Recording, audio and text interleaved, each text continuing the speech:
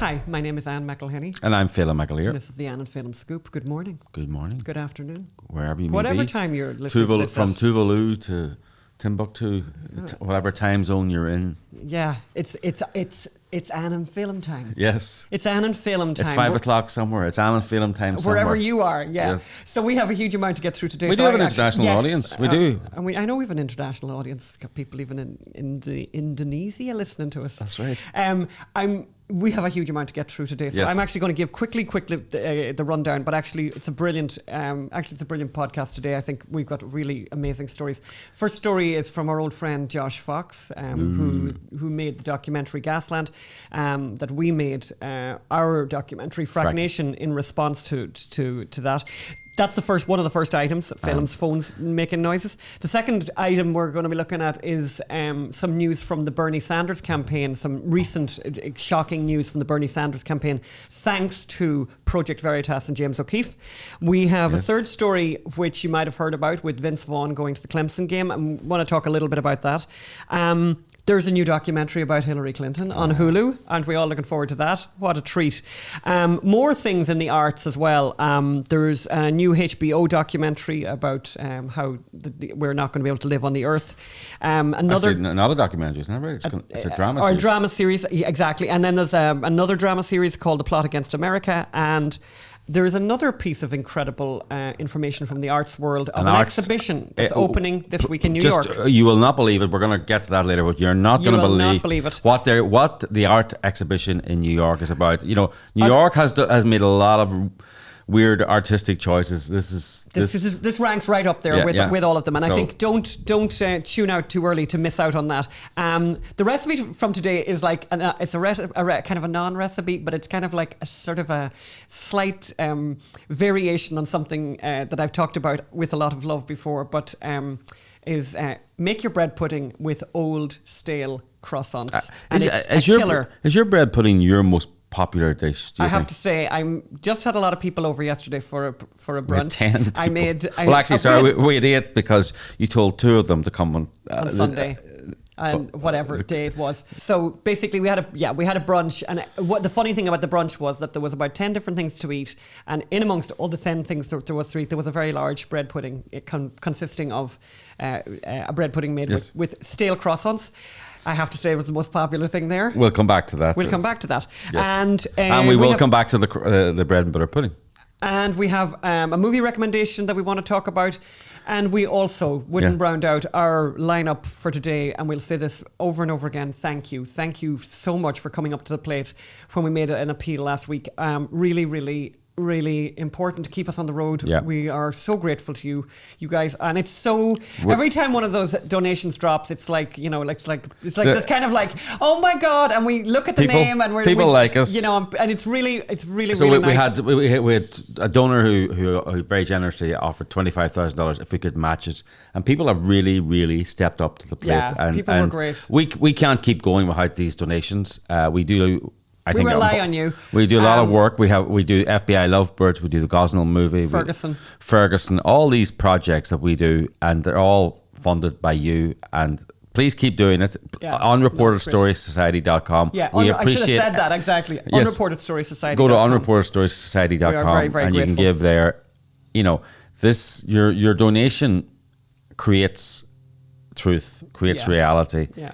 Creates change, because certainly there's no shortage of content on the left, with lies, with about everything. By the way, about everything, and we're going to be looking at some of that now. Yeah. But there is no shortage of content, and there's no shortage, and it'll be particularly when you hang on for the last piece of the art about the art exhibition in New York.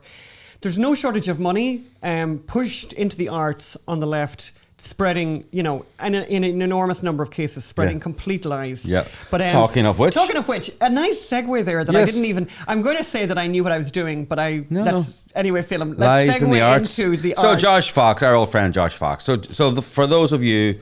I cared so much about this, actually. Normally I just riff. I actually wrote out what I want to say. That's how much I care about this. Look at you, Phelim. Yes. So for those of you who don't know who Josh Fox is the director of Gasland 1, Gasland 2, and the third documentary, whose name I can never pronounce. Oh, if you ever fell in love with the world and forgot to love the world, or something. Yes, and anyway, so 3 HBO documentaries. Gasland one was nominated for an Oscar, won an Emmy. So he had sort of faded from the scene a little. He was a Bernie bro, which is very typical for Bernie bro. Strong, let's say, not yes. Bernie bros have a reputation of being vicious and nasty online and vicious and nasty in person. I think if Bernie's kind of a genuine old uncle type. And in politics, if you're the genuine old uncle, you need an army of thugs. Now, you can be the thug, and then you need an army of old uncles. Well, it's interesting. We're going to be looking at another thug of Bernie Sanders today. But let's start with this one. So, Josh Fox, he is the producer, director of Gasland. So, and in fact, it was Josh Fox who inspired us to do Frack Nation, to tell the truth. I think it's worth mentioning that the documentary Gasland, has been hugely successful. Yes, and I mean that in a terrible way. Yeah. So it's been hugely successful in destroying opportunities for fracking. In fact, the damage, his damage has been done. He ensured tens of thousands of farmers are condemned to poverty in upstate New York when fracking was banned. But actually, everything has a bright side. He also ensured that Donald Trump got elected by forcing all the Democratic candidates to go anti-science and pledge to ban fracking. And to ban fracking. Yeah, don't forget, Hillary needed to win Pennsylvania and Ohio to win the election. But Fox's minority anti-fracking movement wagged the dog and got her to pledge a ban in the very states that experienced a localized mini boom because of fracking. So these areas that had experienced decades and decades of decline and depopulation. I was in those villages and those towns. You and Magda definitely trudge the and road. these are ghost villages and ghost towns. And suddenly this was all reversed by fracking, which provided royalty payments and employment for tens of thousands of families. And then their expenditures led to prosperity for hundreds of thousands. And Hillary wonders why, after pledging to ban fracking based on fake science, she lost these states. You lost hundreds of thousands of people, Hillary, because of fracking, because you pledged to ban fracking. And can I just interrupt you, Phelim? We're going to show that little clip there of Hillary on the stage explaining her position on fracking. Yes. I don't support it when any locality or any state is against it, number one. I don't support it when the release of methane or contamination of water is present. I don't support it, number three, unless we can require that anybody who fracks has to tell us exactly what chemicals they are using. So by the time we get through all of my conditions, I do not think there will be many places in America where fracking will continue to take place. People saw that, and it's very clarifying, by the way. And by the way, this next election, it's very clear as well. There's a very clear decision between pretty much not pretty much, every major serious Democratic candidate, every one of them, says they're going to ban fracking. Yes, and they've moved on. Hillary says, I'm going to introduce so many regulations that fracking will be effectively banned. They're now saying we're just going to ban fracking. And Ohio has had a mini boom because of fracking. Absolutely. Pennsylvania has had not a mini boom, a massive boom because of fracking. These are the states you need to win. And by the way, Wisconsin's had a boom because of the sand that's used for fracking.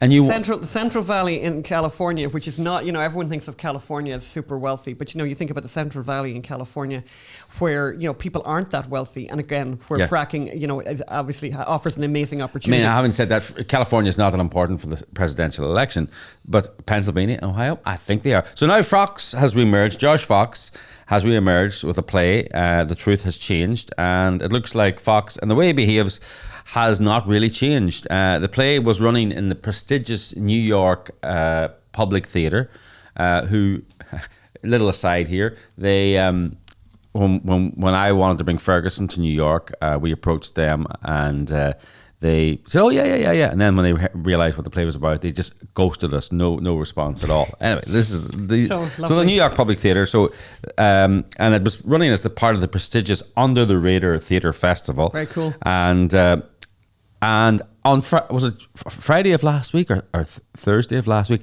I got an email because I was going to go to one of the performances. I got an email saying the performance has been cancelled, as have all the other performances. I thought that was a bit weird. So of his play, yes, of his play. So I checked it out, and there was poor Josh on Instagram and on Twitter and all. Railing against what's really an unprecedented cancelling. I mean, things must have really gone bad. It's very, very unusual. You know, so he claimed, and I don't want to misquote Fox like he misquotes so many other people. Let's hear him from himself. He claimed, actually, let's play part of his Instagram video, but actually he then expanded on this. But let's play the emotional part of the Instagram video now. So it's with a great deal of sadness and anger and a heavy heart that I announce that the Public Theater has canceled the remainder of the run of The Truth Has Changed. We believe that the show points out unconscious racism. It talks about the relationship between big data, white supremacy, big oil, and unconscious racism and anti-Semitism. We believe the show made them uncomfortable, and we believe that they're using all of this as an excuse to shut us down. Poor Josh Fox. I mean, like, terrible. Would it would take a heart of stone not to laugh at that. Sorry, not to cry. We might have to start another collection for him. Do you remember that? We had another collection for him one time because he was crying. What was he crying over the last time? Over Trump bombing ISIS, and he said hugs work. So we collected money to send him to hug ISIS. He did not take us up, but we raised the money. And by the way, we raised the money, and the money went to Wounded Warriors. Yes. So.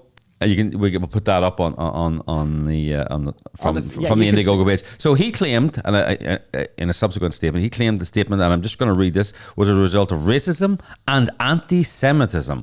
Anti-Semitism. That was deeply ingrained in the Public Theatre and its staff. Apparently, Josh is Jewish. Like, I didn't know this. Big right? news to me now. Big I news, have to say. It's so anti-Semitism and racism in the Public Theatre in New York. He added there were verbal threats, coercion, angry tirades, and physical intimidation. My God. And that the Public Theatre staff had reduced him to tears before his performances. My God. Now, the Public Theatre has denied the allegations. Can I just say, do we feel an Elizabeth Warren moment coming on here? Yes, this is an Elizabeth Warren moment. You know that Elizabeth Warren moment, what we mean by an Elizabeth Warren moment is, that Bernie Sanders and Elizabeth Warren, where she accused Bernie Sanders of that he had said a woman cannot become the president of the United States, and he's basically saying she's a liar. And you know what? Shocker. Most people are saying, well, who do you believe? Do you believe Bernie Sanders? Do you believe Elizabeth Warren? Because Elizabeth Warren does have a little bit of a history of having difficulties with the truth. Yeah. So anyway, sorry. Long way of segueing there. I have to say, even if I didn't know Josh Fox's history, accusing people from the most prestigious theatre in New York of being both racist and anti-Semitic. It's just nonsense. It's that thing. It's like, there's something not right here now. What do we need to dig a little bit deeper here. The theatre community in New York would die without lovely Jewish patrons who are really Jewish patrons, Jewish artists, Jewish writers. Yeah, I mean, it's what makes New York theatre so wonderful. Yes, it would be what Woody Allen famously said: "Why is German humor so bad? Because they killed all the Jews." Oh yeah, it's like it does not. This does not pass the sniff test. But then when you really know Josh Fox, it doesn't pass the sniff test. Anyway, the Public Theatre has denied the allegations and claimed that Fox breached the theatre's code of conduct on several occasions, leaving them with no option. Following his multiple reports of Fox's violations, no options to cancel. And in an interview with the New York Times, the theatre spokeswoman Shariza Bola, who is obviously very racist, I'm sure, was more specific, saying it was a series of verbal abuses to the staff. Right, so who to believe? The Fox or the staff of the Public Theatre? Well, we can help with this conundrum. In full disclosure, apparently our work features in the play. Oh. Yes, and you can see, actually, let's play the little trailer now that Josh released, part of the little trailer that Josh released to promote The Truth Has Changed. And you can see little pictures of myself and our Hug ISIS video and our famous confrontation with him where we ask him real journalism and he fails the first test. So let's watch that now. Hi, this is Josh Fox. I'm here to tell you about my new project. It's called The Truth Has Changed. About how climate change is real and how fracking is bad, but we can look on the internet and see that the opposite of all those things are true, so how do we know? So yeah, we're in the play, and that's one of the reasons I wanted to. Apparently, we're part of a massive surveillance and smear campaign against Fox and his work. And by this, I think he means we've looked at all his claims and put them under the microscope and found, and I want to be quite clear with this, found that he has lied and lied and lied throughout his career. In short, if it's a choice between believing Josh Fox, the director of Gasland, and believing workers at the Public Theatre, I think I can prove who is the more habitual liar. So he's been making stuff up since the beginning of his documentary career. In fact, the image that made him famous, the scene where the Colorado homeowner lights his tap water and the filmmaker blames fracking, is a lie seen around the world. A simple Google search, which the world's journalists seem incapable of performing, would have shown that the Colorado Oil and Gas Commission had investigated that area's water supply decades before fracking started and found worrisome amounts of methane, naturally occurring methane, already in the water supply decades before fracking started.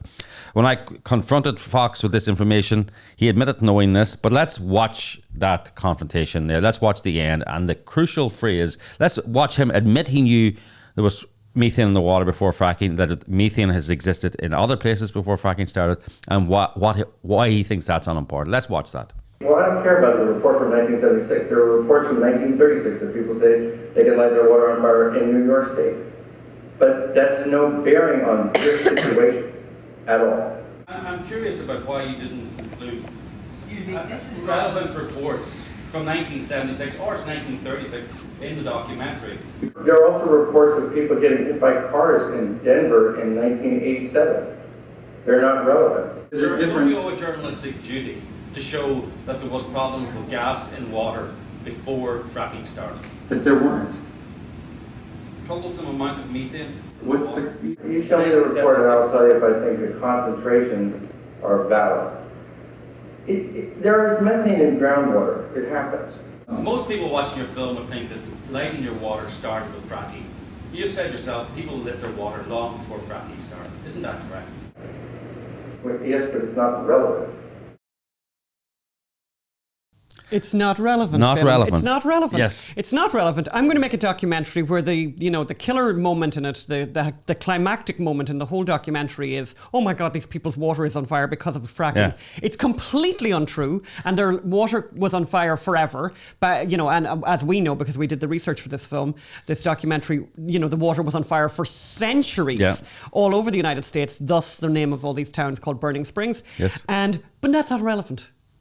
That's not relevant according to Josh Fox. So this is who Josh Fox is, if you want to do a little character dive into this guy. But it gets worse. Yeah, I think... And I don't know all the things that you have on that list, Phelim, but I think obviously the worst one, that's much worse actually than the burning water, even though the burning water is obviously a slam dunk, is actually breast cancer, which is not funny at all.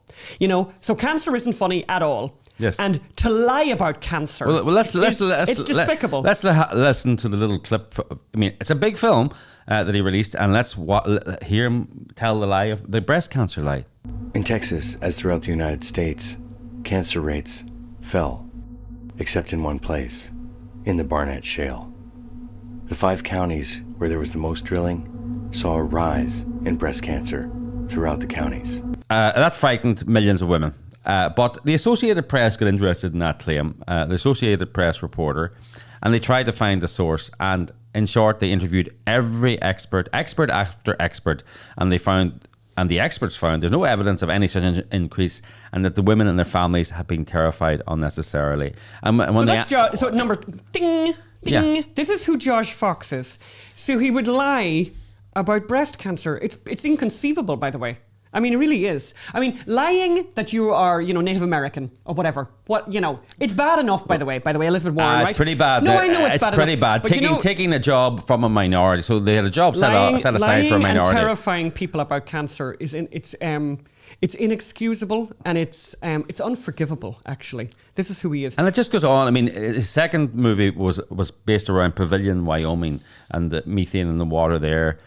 And they've just released a report, which everyone knew that the methane there was occurring naturally. Although don't take my word for it that he's a lying dog. Fox, whatever, or a lying fox. Oh, that's a good one. Yeah, go on ahead. Yeah, that's very good. I like that. See the canine metaphor. Go ahead. So, go to Vulture, the Vulture website, which is a kind of a very leftist culture website, and their reporter Helen Shaw actually attended, was lucky or unlucky enough to attend was it a screening? No, what is it? A performance of the show The Truth Has Changed. A performance of The Truth Has Changed, and she was nipping a little bit about him and said he needed a good editor, which I always think, but editors can't help you tell the truth, but maybe they would. So she complained, she said, he's a bit strange, Fox. She complained that the show was supposed to run 90 minutes, but actually stretched over 2 hours, and then that Fox added an unannounced Q&A.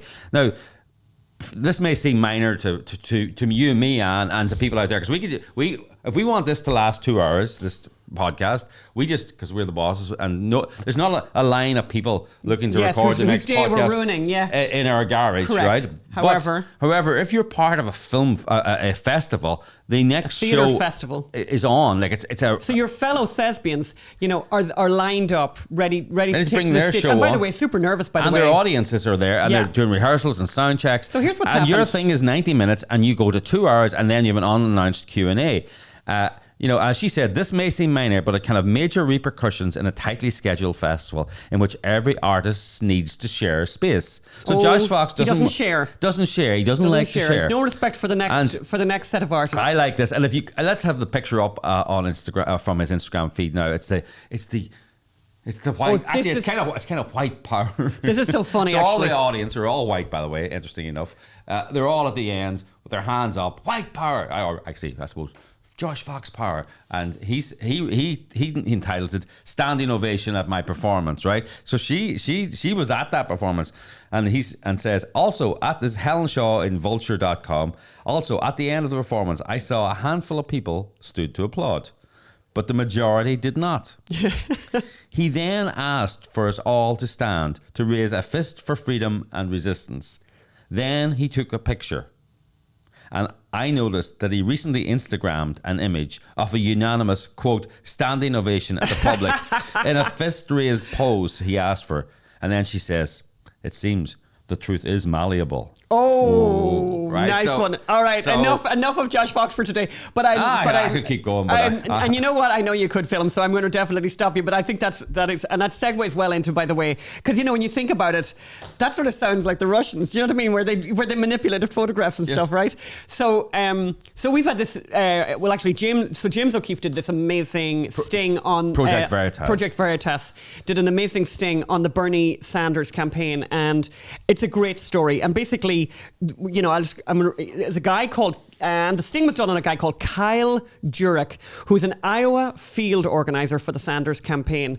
And, I'm not going to spoil it, actually. We're gonna play Project Veritas, James O'Keefe's clip of how they stung this guy who is not a nobody, and what he said. And by the way, apologies in advance for all the bleeping. You can imagine, obviously, this guy, how he spoke. So let's just play that.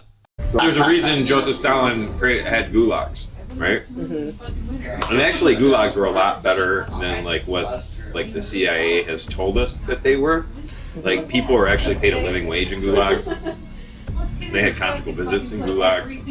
Gulags were actually meant for re-education. Greatest way to break a fucking billionaire of their privilege and their idea that they're superior, go out and break rocks for 12 hours a day.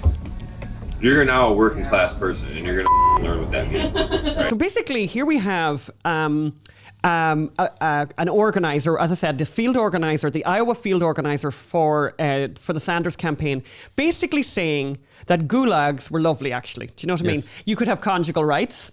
You got paid. You had free education, and all this. And I'll teach you how not to be a Nazi. teach you how not to be a Nazi. And by the way, we're going to have the gulags here if Trump gets re-elected. Actually, let's play some more of his tips about re-education and how Milwaukee's going to burn if Trump gets re-elected. Well, no, actually, he says if Milwaukee's going to burn if Sanders isn't chosen as the candidate, because that's where Milwaukee is the location of the 2020 Democratic National Convention. So let's play some more of his choice comments about democracy and coercion. Yeah, they seem emboldened. They have been emboldened by Trump and all that rhetoric and shit. But they are scared, senseless of anti-fascists. Even the ones that are kind of the right-wing people. The only thing that works, the only thing that fascists understand is violence. So the only way that you can confront them is with violence. So if Trump gets reelected, what? And cities burn.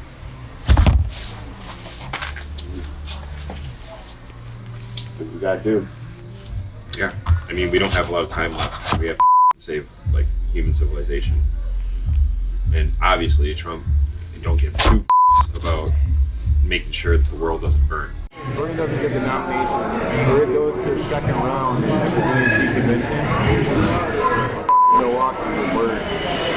So what's interesting is, as we tape this, so far there has been no reaction from the Bernie Sanders campaign.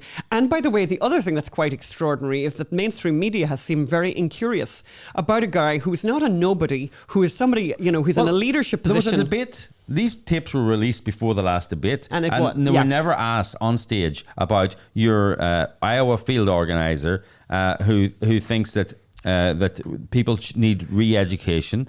That they're going to burn Milwaukee if they don't get what they want. That people, basically advocating for violence against people who you disagree with politically. Does Bernie Sanders agree with that? But that wasn't one of the questions. But it's interesting, this kind of soft description of gulags and speaking positively about gulags, it got me thinking. I thought, my God, this is because I'd never heard that before. This is new. It was very new to me to hear anyone speaking in a positive way about gulags. When I was growing up, and it's just really interesting. When I was growing up, it wasn't required reading, but I feel like everyone I knew, or certainly, I just have such a very clear memory of myself reading Alexander Solzhenitsyn's Gulag Archipelago, and then following it up again with One Day in the Life of Ivan Denisovich, which had a huge impact on me. And I mean, I wasn't even a great reader, but I really want to add that anyone out there who has young people or any young people listening, you really do yourself a favor and educate yourself on what a gulag really is. But while I was checking out, is it possible other people have these romantic notions about gulags? I found a story from 2018 in the UK's Telegraph. Gulags, apparently, according to a bunch of students, were compassionate educational institutions, say trans right campaigners. Students at a leading university have been condemned as blind to reality after defending the system of Soviet Gulag labor camps, where thousands perished, as compassionate places of rehabilitation. Trans rights campaigners at Goldsmiths University described the gulags as benign places where inmates received education, training, and enjoyed the opportunity to take part in clubs, sports, and theatre groups. In fact, most historians agree they were a brutal network of labour camps used by Stalin's Soviet dictatorship to incarcerate internal opponents and so-called enemies of the state. I mean, we're showing some photographs, right? As I speak here, we're showing photographs here of what the gulags actually looked like. I have to say, I found this really chilling to read. To realise that these are highly educated, inverted commas, inverted commas, highly educated young people at universities, at some of the top universities around the world, who think this absolute nonsense. And it makes us remember, and Magda's sitting here, doing the producing today, and it's just, to think that, her son would end up having an education like this that would ruin his beautiful brain with nonsense, with stupidity, with things that are absolutely untrue. It's really disturbing, actually. These are people at university. These aren't people working in a factory somewhere who've got some kind of... I think it's funny. The more I see universities. Actually, I think it's not disturbing that they're at universities. Only people at university could have thought something so stupid. Could be educated so that to have such stupid opinions. Yeah, like just to get a sense of how awful this was, the estimate is that over 1 million people died in gulags, and most of those people died of starvation, of treatable diseases. They literally starved to death. I mean, I just remember those descriptions from Solzhenitsyn, because he was there. He was in a gulag, and he would wake. You woke up in the morning to work for 18, 16 hours a day with an empty stomach. And his descriptions are magnificent, and I really do highly recommend people to go back and read Solzhenitsyn's work. What an incredible legacy that he left, and it's what a frightening prospect that people are not reading and knowing about this. But also, they were gulags. There was no court case. They weren't found guilty. That's right. They hadn't done anything. They hadn't done anything. Oh, right? They had bad thoughts, though. They had bad thoughts, which. And then just to remind maybe us, they told a joke. And by the way, let's remember why we start talking about this story in the first place. So Kyle Jurek from Iowa would like to see Trump supporters in gulags. So. And by the way, he's not drunk when he says that. He's not, he hasn't got, like, no one has come out and said the guy was having a mental breakdown or anything. He's saying this, and he's super educated and articulate, and this is what he says and what he believes. So very, very disturbing. Yeah. So what's happened to Phelim? What happened to Vince Vaughn? So Vince Vaughn tried to go to see him the Clemson game, right? Yes. So Clemson played, just for those of you who actually follow sports, Phelim and I know nothing, but Clemson, LSU defeated Clemson in a 42-25. By the way, was that football, Phelim? That was football. Fair enough. Good God. Thank God I got that right. And it was apparently, according to what's written here, it was a championship game. There you go. A championship game. Which championship, Anne? Oh, big football championship they have in the Americas. Right. Yeah, Phelim and I don't know anything about your strange games, so don't be writing to us about your strange games. We know a game called soccer. Yes. That's our version of football. Yeah. And we have an Irish football version of it, by the way, Gaelic football, which is only played by thugs. You know what they say. So rugby is a gentleman's game played. Rugby is a thug's game played by gentlemen. Soccer is a gentleman's game played by thugs, and Irish football is a thug's game played by thugs. And that you can multiply that by 4 if they're from Tyrone. It's it's like one of those. It's like a Game of Thrones episode kind of thing, isn't it? It's so like Tyrone, where I'm no from, protection. Tyrone, where I'm from, we're kind of like the New England Patriots. We're the team that everyone loves to hate. Isn't that lovely? But we love you, Phelim. Yes. All right, what happened if we were Vince Vaughn? Because I love him, by the way. I've loved him and everything he's ever done. Across Concrete was great. What was that other one they were in? It was in with Mel Gibson recently, but it played 2 cops. Oh. Was it Drag Across Concrete? Yeah, it was. That's a great movie. Like, it's tough to watch, but it was one of those movies that. But I liked all his romantic comedies too. Yes. I liked the one about where the wedding crashers and stuff like that. Anyway, I really liked him. And then actually, I found out that his politics runs fairly conservative, which is kind of nice. But anyway, he's one of these people. Oh, actually, I'm a libertarian. No, you're not. You're conservative. So he went to this Clemson game, the LSU Clemson game. What happened, Phil? He we're going to look at it now. Was walking past. Yeah, he was literally walking past the VIP box. Saw a man called President Donald Trump and his wife Melania. Stopped, I would say, for 45 seconds. Passed the time of day with the president. Spoke to him. Stood up very respectfully. Shook hands with the president and shook hands. Did he shake hands with the first lady? Let's watch it now. This terrible thought and process crime that he committed. So Vince was next to Donald and Melania Trump and seemed to be having a pleasant conversation with the U.S. president. And then he shook his hand before saying his goodbyes. The left wants to cancel Vince for being so polite to Donald. The right is loving how freaked out the left is getting. So Twitter went nuts. I know. Social media went nuts. Yeah, and they wanted him cancelled. They wanted him cancelled. You know, this thing of cancelling people, which is where you just destroy their lives completely and their career, because he shook the hand of the president of the United States. It's really disgraceful. He had a kind of a what's her name, an Ellen DeGeneres moment. So Ellen DeGeneres had a similar moment quite recently where she had been spotted sitting, but I mean her situation was actually somehow worse. She'd been invited by George W. Bush to attend another sporting event, and actually. It's actually worse because it turns out, according to Ellen DeGeneres, that herself and George W. Bush were actually friends. So, shocking. I think George W. Bush, I'm old enough to remember when he was a racist, according to the left, and a war criminal. According to the left. But now he's gone into this place where He's lovely now. He's lovely because the current guy is a total racist and a total war criminal. Everywhere. So we need to remember that Republican presidents and Republican candidates are racist when they're running for election, but then when they're not running for election, they're part of a golden age that the current candidate does not match up to, because the current candidate is a super racist and super just utterly criminal. Appalling. So that's the way it is with George W. So moving right along to ex-presidents and presidential and all of that. Great segue. Great segue. Hillary Clinton, Hulu have decided to make a documentary, a no holds barred or whatever whatever they call it. You know, everything's on the record or whatever. Documentary about Hillary Clinton. We're going to look at we can play a small piece of a clip from that right now. Do we have to? I didn't grow up thinking about going into politics, but much to my surprise, was elected president of the Young Republicans.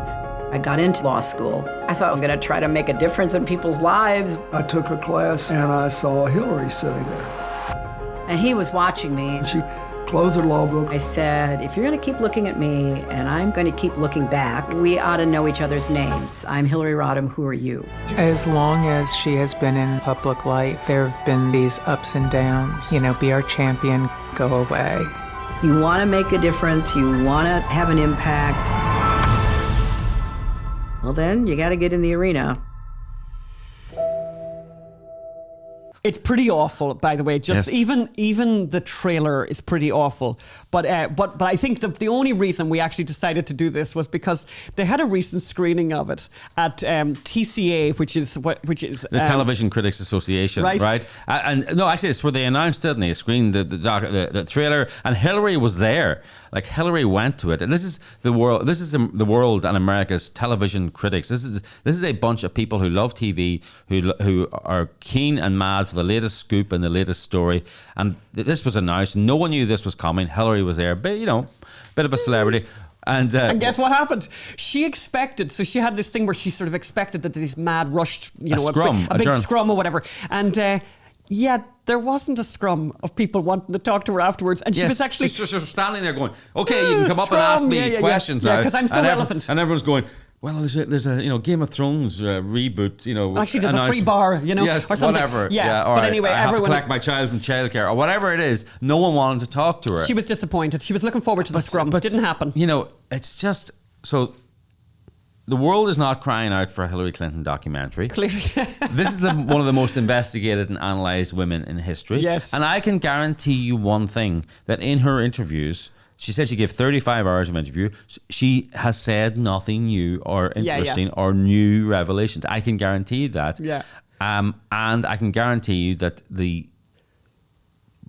person asking the questions will not have done the proper research and allow her to glide over the truth and lie at particular times. They will not have gone out to conservative journalists who say know Benghazi or who know the whitewater scandal, who know the forensic detail. And this is what you should do for each of these: is find her enemies and find the evidence against her, so that when she says something during the interview, you can go, actually, there's a document that says this. Yes, but they will not have done that. No. So it'll be this not. Nice. Granny gets to talk interview about and look sort of sweet and loving and all that kind of thing, and but firm and caring about America, and maybe she was all of those, but she has a history, and that history needs to be examined in a 4-part documentary, and I can guarantee you it will not, and I can guarantee you the documentary will be awful. I'm actually realizing we're kind of running a bit tight on time. So there's a couple of things I want to do. I'm not going to talk about these right now, and I'm going to see if I have time at the end. But I think what I really want to get on to now, that I think is really important because it's happening this week, is we mentioned at the top of the show, we talked about an art exhibition in New York, and this is fairly extraordinary and shocking, and I just think it deserves quite a bit of time, of our time. So basically, there is an art exhibition that is just opening this week called Abortion is Normal. And it's opening in New York City, close to Soho. And basically, it's an emergency exhibition about reproductive rights. And born from this exchange, the title may shock, but Abortion is Normal is meant to create you can't write this, like you couldn't write this stuff. This is from The Guardian. An inclusive and empathetic entry point into the conversation, dismantling the stigma surrounding abortion and working as an urgent call to action.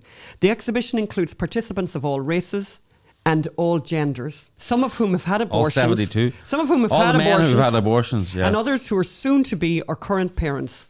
It was important for us to have an intersectional exhibition. Intersectional Except exhibition. for people who might have difficulties with Yeah, abortion that's right. or feelings That about ranged- anti-abortion. But why, if abortion is normal, there's just one big exhibit that's missing from this abortion. Now, we haven't been to the exhibition yet. But we are going because we'll go. We're going to be in because New you York. don't have to. Yeah. And so we are going there. And we will tell you, but I can tell you now, and it's quite clear from all the publicity surrounding it, that the mechanics of an abortion are not made clear in the Abortion is Normal So exhibition. it was important. Let me just finish what these guys said who organised this. It was important for us to have an intersectional exhibition that ranged not only in gender demographics, but because we have people of all gender identities between the two spaces addressing a variety of reproductive rights issues. The project is refreshingly grassroots.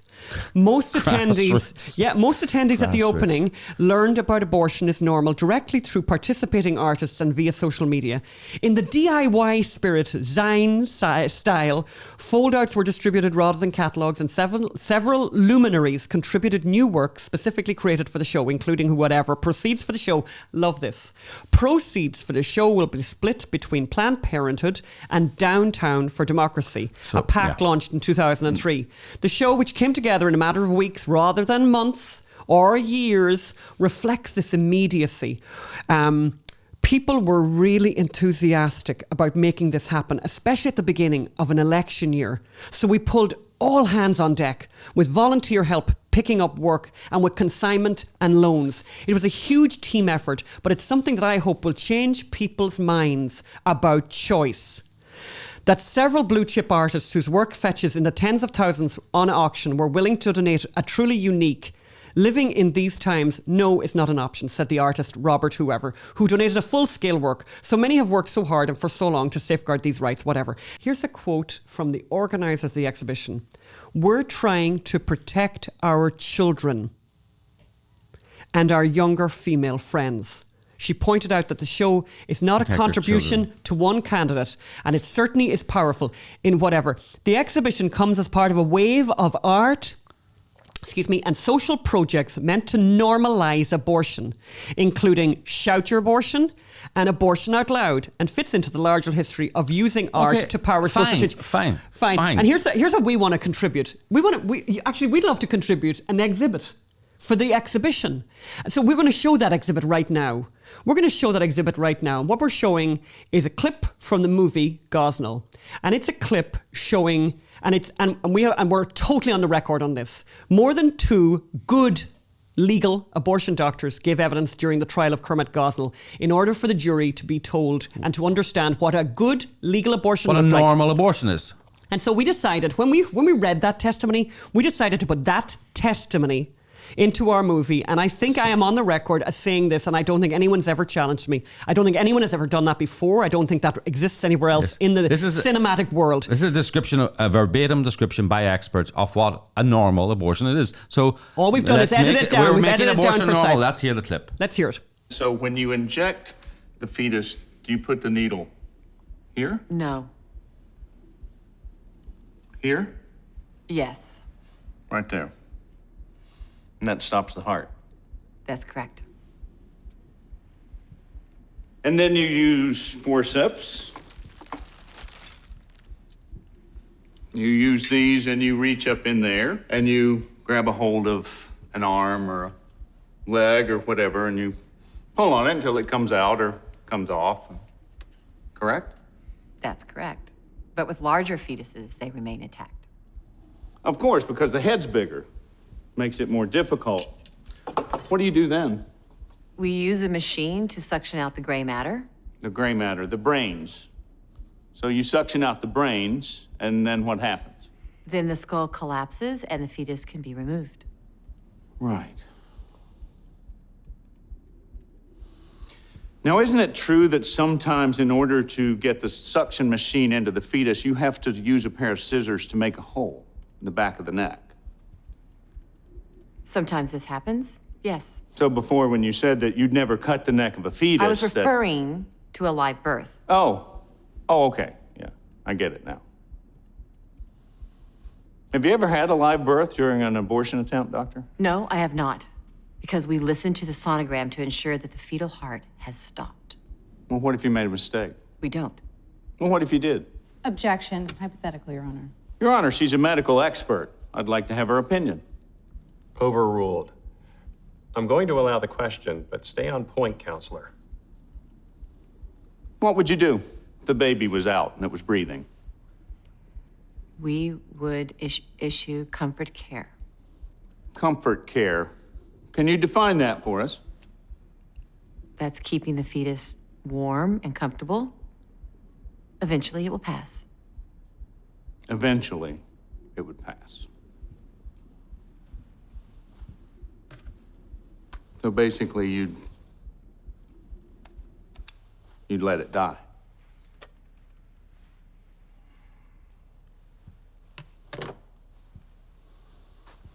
Seems like it'd be more humane to just take a pair of scissors. Objection! We would like to volunteer. We're going to volunteer to give that exhibit to the Abortion is Normal people, because the one thing, as Phelim, I think you said earlier, what's the exhibit that they're going to be missing out on? Well, look, it's very simple nowadays with small cameras and people who want to be on TV and reality TV. You can actually film an abortion. Why not? From beginning to end. Absolutely, go for it. From the person getting their pregnancy results to the person whose job it is to assemble the aborted baby on a tray at the end. And then put it in a medical waste bag and then have it destroyed by whatever means they do. Yeah, because it's normal. All that can be filmed now, with multiple high-definition cameras. Correct. If abortion is normal, why won't you show an abortion? Why wouldn't you include that? The reason is because if you showed an abortion, 90% of the women who see it would not have an abortion. I don't know. It's a funny old world out there, and But I'm just saying 90. I'm just saying there's something. The more you learn about an abortion, the less people seem to like about it. There's something very, very dishonest about an exhibition that's called Abortion is Normal if it doesn't show an abortion, if it doesn't show the products of abortion, whatever as they call them. I mean, one of the things that always struck me, and I think it's our imagination certainly is firing over this announcement. But one of the things, certain things that really will always stick with me about the discoveries we made during the Gosnell when we were doing the work for the Gosnell movie and the book. Just little things, because I would be looking through photographs from the clinic, and one of the things that always struck me was there was a sieve, like a sieve that you'd have like for making bread and stuff like that, literally a domestic sieve.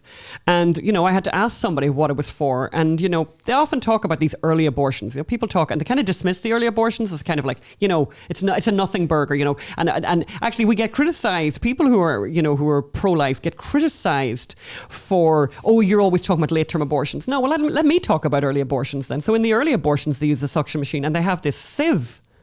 So the sieve is that you then empty the container, and someone who is not a doctor, who's a regular functionary in an abortion clinic, probably one of the lowest paid people in that abortion clinic, finds all the pieces.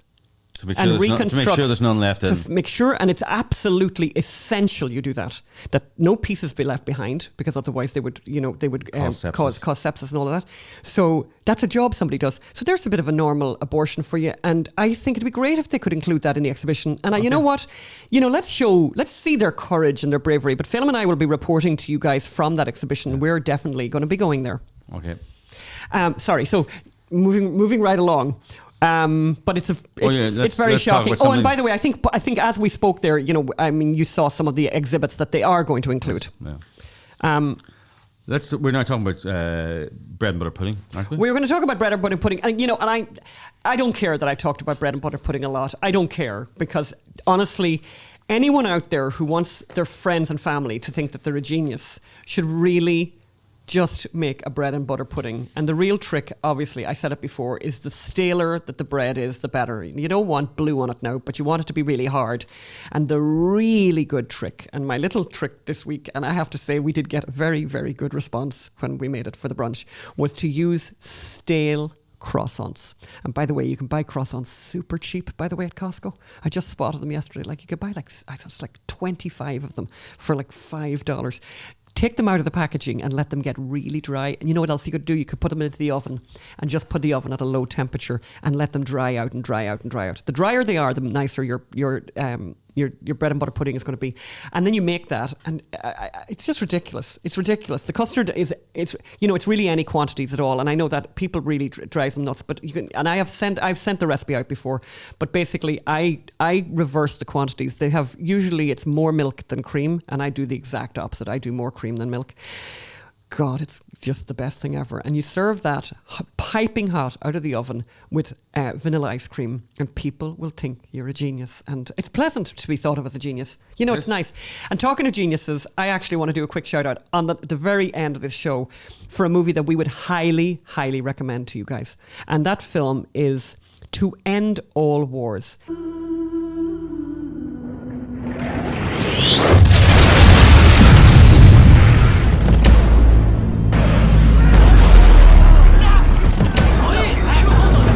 Prisoners, you are now captive of His Imperial Majesty, the Emperor.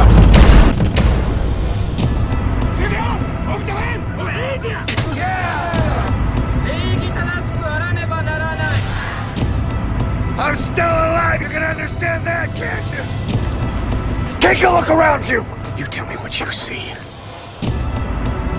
Hope, Ernie. Hope.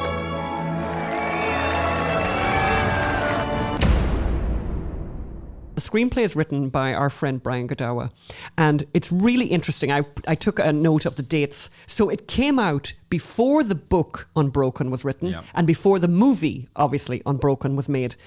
And it's the movie Unbroken should have been.